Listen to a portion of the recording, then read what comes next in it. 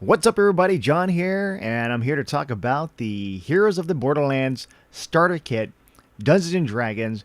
And there have been starter kits for Dungeons and Dragons before, but for this one, Heroes of the Borderlands is kind of like, imagine the deluxe starter kit, because it has maps, it has the booklets, adventure booklets, a play guide, different tokens, and pre-made character sheets to help players just jump right into the game and play. Nerd reactor, roll out. Yeah, so this is it right here, the Heroes of the Borderlands starter set, and it's described as set up and play in minutes with a quick start guide and intuitive learn as you play components. And you can go on epic adventures with 3 adventure booklets that provide dozens of encounters involving combat, social interaction, and exploration. And you can choose your way to play with open-ended encounters. Do you fight the goblin, try to reason with it, or sneak past it undetected? And so yeah, the all-in-one box includes dice, tokens, large maps, and cards for magic items, monsters, and more. And so yeah, this is the back side. So yeah, you have the map, you got the cards here. One for the character sheet. You got one for just describing the monsters and the stats for the characters or the monsters. And then also you have different NPC cards that lets you know how to play the NPCs. I want to talk about the pick up and play. It's as a DM, because right now this is made for new players to Dungeons and Dragons. And I wanted to try this out to see if it's easy to pick up and play, because I've never DM'd a Dungeons and Dragons game before, and I've played with 2 different groups of friends, 2 different groups, to see how easy it is for them to pick up and play. And I will say this, it is easy to pick up and play, but I wouldn't say that you can set up and play in minutes, because it's going to take a while to set up things with, once you have the character sheet, you have to put the hit points, you got to figure out the players. The players have to choose the species, they have to choose the class, the type of class, and the background. And so these aren't things that you want players to just quickly pick. You could do that. You could be like, all right, you're going to be this, you're going to be that. But I wanted the players to have fun. I wanted them to have some kind of choice in the matter. And you only have 4 options for the species. There's the dwarf, halfling, elf, and human. And then you have 4 classes. And that is here with the class sheet. You got the cleric, the wizard, fighter, and rogue. And I would say these are cool because they're pre-made. Once you choose the species, the class, and then the background, everything's all set up for that. But then also you have to look through your cards for either the weapons or equipment or magic items, and you gotta give it to the player who chooses that. And then also with the background, depending on the background, they might have certain extra features too, so you have to set that up too. And so yeah, definitely not pick up and play in minutes. The DM side, you're gonna have to read through the play guide, you have to read through the adventure booklets, just get a brief understanding of it, so that once the session starts, you can go back to it and just kind of set things up and role play certain characters. And I would say that certain parts are rough in terms of new DMs, because they're gonna have to just learn things, read through things, and especially if you're not really good at improv, trying to be certain characters. It's all about just you just got to do it, and it's a learning curve, and you're gonna make mistakes. But yeah, the more you do it, the more comfortable you'll get. It comes with the README Quick Start Guide, so it tells you what you need to do to set up things quickly. And unpacking the box, it says the first thing is to retrieve the booklets and maps. So let's talk about what the maps are and what booklets we get. The play guide here pretty much shows you how to play the game, like combat and how to interact with characters. And it also shows you how to use the monster cards that comes with it. And I feel I do like how the play guide, it shows you just kind of the information, and also what you got to do to set things up. But it's a lot of information. And sometimes when you're playing the session, you're like, oh, where do I... You have to like read the thing, and sometimes it might stop the actual game session. So I do recommend as the DM to read over all of this. And it comes with 3 adventure booklets. And the first one is the Wilderness booklet. Right here. This is the one that comes with the map for the wilderness. And this is where, like, if you're new to DMing, this is where you want to start off right here. Especially the trail right here. And then it also, on the backside, is the Keep of the Borderlands. Very cool detailed map of the keep. But there's so much information there that you're going to have to like read the book, Keep of the Borderlands book, to get a sense of like all the different NPCs and the different buildings, the different shops, and the different quests that each characters can give out in the shops. To help you with the different NPCs and different shops, there's the Keep on the Borderlands booklet.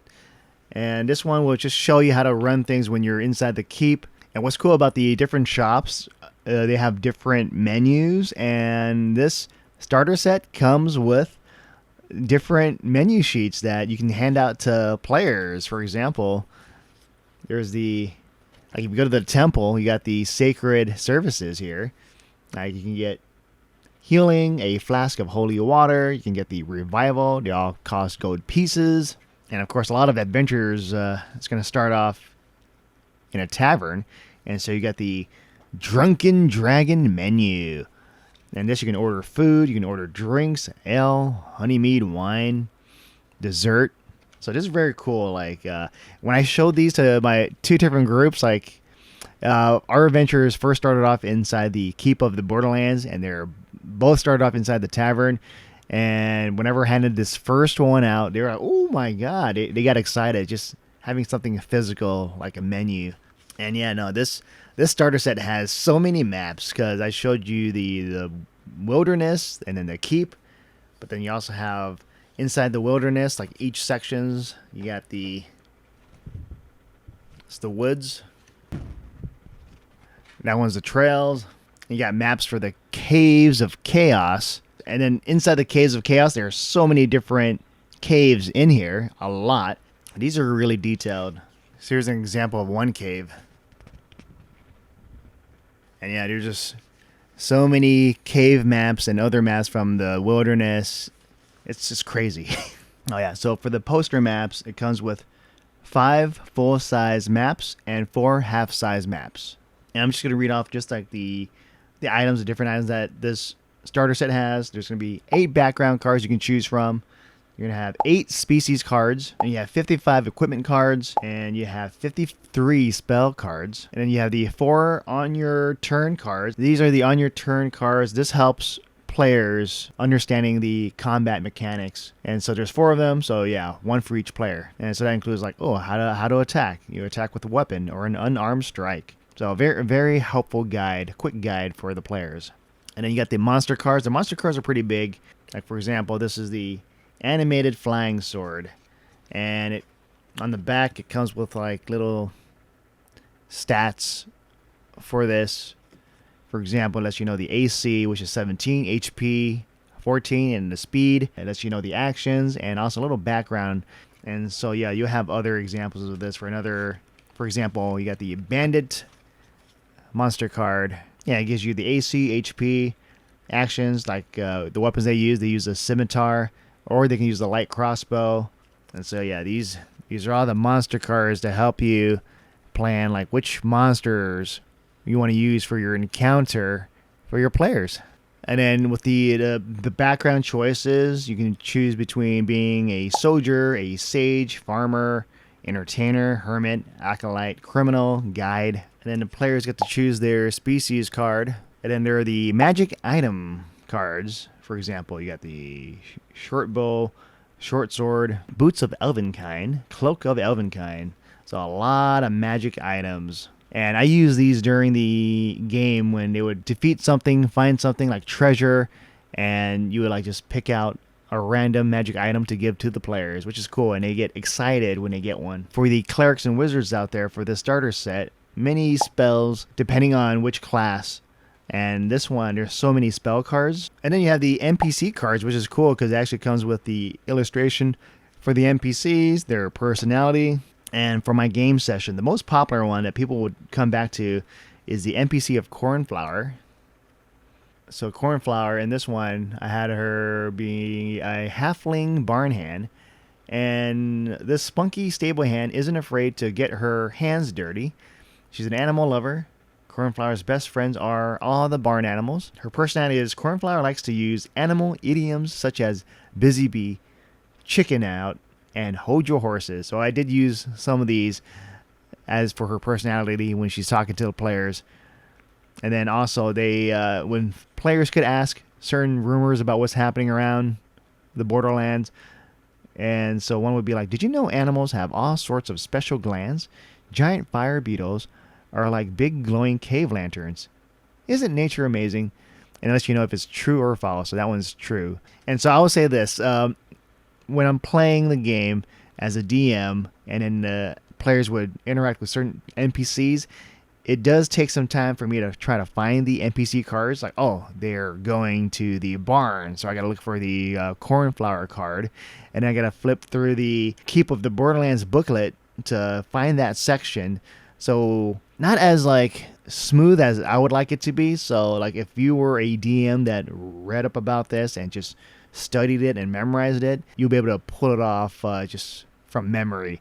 But for those just starting out, trying to read this very fast so that everything would be smooth on the player side, you got to have a lot of practice trying to do that. And then they go to another shop, you got to find that NPC card, and then flip to that page in the Keep of the Borderlands booklet, reading the description of the NPC, how they interact with the players. So it does get some getting used to. And in my second group, I was able to get the hang of things on how certain NPCs would act. And so I think it just takes practice, especially as a new DM. There's the equipment cards. There's so many equipment cards because sometimes players, they start off with equipment depending on the class, but then sometimes they find equipments like from killing somebody, killing a group, finding treasure. It's a lot of equipments to use. And let you know, like the range 30 feet, 120 feet. Disadvantage. You got the weapon properties: light, loading. When an attack with this weapon hits, it deals the damage on the other side of this card. And then you have the tokens that you can use to place on the map. And there's so many different types of tokens. For example, you got this big one, the biggest token of all, spider webs. And so you put this on the map and you can put the spiders. And you got the spider tokens here. And then you also have letters, so like, all right, this is spider A and spider B to help keep track of initiative once you have your monsters fight the players. And this comes with all types of different tokens for the monsters. So you got ones for zombies, you got ones for the bandits, you got some for like the NPC bad guys, and you got so many different types of creatures. And so it's going to be a lot of just fun just having the players interact and confront the variety of bad guys. And then the other tokens, you have gold pieces. So gold pieces and hit points and also gems. And I think I really enjoy having gold pieces, like a physical, just gold pieces to hand out to players. Every time they do a quest, the NPCs would give them a reward. So like, here's 5 gold pieces, or here's 20 gold pieces. And so it's just being able to like just hold on to it and have, let's say I'm a bartender. The bartender in this starter set is Umbrusk. And so it's just cool to take actual like the tokens away from players and giving players tokens. So it just feels like you're actually there. So you can't have a D&D game without dice, and this comes with a set of 11. And so yeah, this is cool. It's like red. You would have the character tokens, the player characters. This one's the elf. This one's the halfling. And so it's just having their face cardboard token on the map is cool just to visualize that. And then we can't forget about the combat tracker for the DMs to track the combat. So it lets you know like the initiative, the combatant, the hit points, and the conditions, and also death saving throws. So yeah, this comes in very handy. Oh yeah, so yeah, that is the Dungeons and Dragons Heroes of the Borderlands starter set. And I would say I still recommend this for new DMs and new players. I wouldn't say that's pick up and play in minutes, but it does really help players and DMs jump into things and get a feel for it, because the booklet, the adventure booklet, it just helps the DM figure out, like, all right, this is what's gonna happen if the player goes in here, and this is the NPCs, and it also helps the DM describe what the place looks like. For example, the barn, where you can just hear the sound of the animals and the mooing of cows, etc., and just like how things smell. And I think with me, my first time DMing, I don't know if I did a good job or not, and I certainly made some mistakes. But I asked the players, what they thought of the game, and they all enjoyed it. They all had fun. My first group, they would take things slowly, and they would just go to different shops at the keep and talk to the different NPCs, learn more about this world, and just kind of just help out the characters in this world, and then maybe go on adventures and fight like a blob. Yeah, so the first group, very different play style compared to the second group that I DM'd. The second group was all about they just want to fight. Like, less on there's still some social interactions with NPCs, but the main focus is like, when do we get to fight? I want to fight. Let's get out of this keep. Let's go into the wilderness. And so I've put out a lot of creatures for them, and I felt like maybe they were fighting too many creatures in this first session, because they fought the spiders, they fought zombies, they fought cultists, bandits, etc. So it was a lot. But I think I asked them what they thought. They had a lot of fun. So yeah, and I think with this, how it's set up, it's probably going to be like one of the most easiest ways for players and new DMs. New players and new DMs to get into Dungeons and Dragons. So I do like this. It is like a premium starter set, because it comes with like the tokens, dice. It comes with the different cards for monsters, for NPCs, and the maps, and also like the mini cardboard for your player characters, and it's just like the whole visual behind it, and also the menus. I really like this, especially like it's categorized. I believe it's categorized as a board game, so I feel like, yeah, it does feel like a board game with all these different tokens and the maps and the cards and all that, but this is still Dungeons and Dragons. There's still a lot of rules and just this big open world, and so it's like a different type of a board game. But yeah, I think this is one of those easiest way to get into this, and I do recommend this. Yeah, so those are my thoughts on this. Let me know if you're looking forward to this, the Heroes of the Borderlands starter set. Yeah, let me know in the comments below. With that said, I'm John, and I'll see you guys next time.